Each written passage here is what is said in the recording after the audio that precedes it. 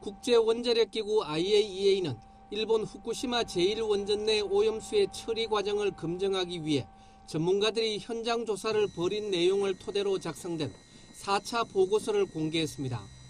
이번 4차 보고서는 도쿄전력 등 일본 당국이 해양수 방류 과정을 모니터링하는 체계를 검증평가하는 데 많은 부분을 할애했습니다. 일본 측이 IAEA의 요구에 따라 보완한 정보를 바탕으로 도쿄전력이 오염수 방류 후 환경에 대한 영향을 모니터링하기 위해 세워둔 프로그램이 신뢰할 수 있다고 밝혔습니다. 그리고 지속 가능한 방사선 보호 체계를 갖추고 있다는 점을 확인했다고 밝혔습니다.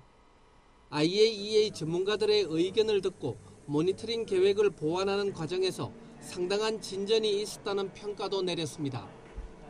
이런 계획에 대해서는 기술적으로 더 검토할 필요가 없다고 생각한다는 전문가들의 의견도 보고서에 실렸습니다. 그러나 보고서는 관련된 일부 사항에 대해서는 일본 측의 보충 설명이 필요하다는 의견을 제시했습니다. 방류 후의 방사성 물질의 영향을 따져보는 계획 가운데 해안 3km 근해에서 잡힌 물고기 섭취량을 제외한 데 대한 더 개선된 설명이 요구된다고 지적했습니다. 또 생물체 내 유기결합 3중 수소 형성 과정의 불확실성에 대해 명확한 설명이 필요하다고 밝혔습니다. 그리고 환경영향 시뮬레이션 영역의 경계에 있는 해수에서 요오드, 탄소 등 잔류 핵종의 농도 추정치 등도 요구했습니다. 보고서는 이 같은 보충 설명 요구가 도쿄전력이 IAEA의 국제안전표준을 준수하는지 여부를 가리는데 영향을 줄 것이 아니며 전문가들이 도쿄전력이 세운 계획을 더 잘 이해하기 위한 것이라고 설명했습니다. IAEA는 일본이 올해 안에 방류를 개시하기 전까지 최종 보고서를 발표하겠다는 계획입니다. YTN 김원배입니다. 후쿠시마 제1원전 오염수를 바다에 흘려보내기로 한 일본. 일본은 오염수의 방사성 물질을 기준치보다 낮게 희석하는 만큼 안전에 문제가 없다며 주변국 설득에 공을 들이고 있습니다.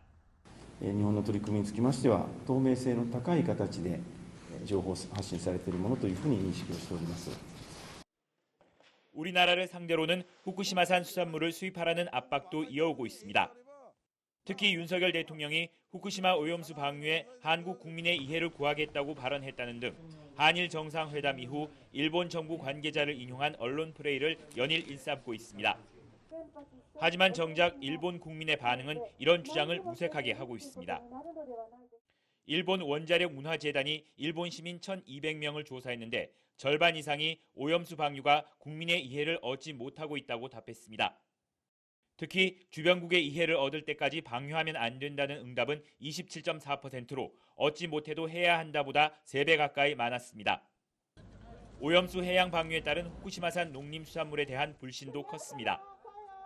오염수 방류 이후 농림수산물 구입을 망설일 것인가에 대한 질문에는 34.5%가 그렇다고 답해 그렇지 않다는 응답을 웃돌았습니다. 자국민조차 제대로 설득이 안 된 상황에서 오염수 방류의 안전성에 대한 일본의 주장을 얼마나 신뢰할 수 있을지 의문이 커지고 있습니다. 도쿄에서 YTN 김세호입니다.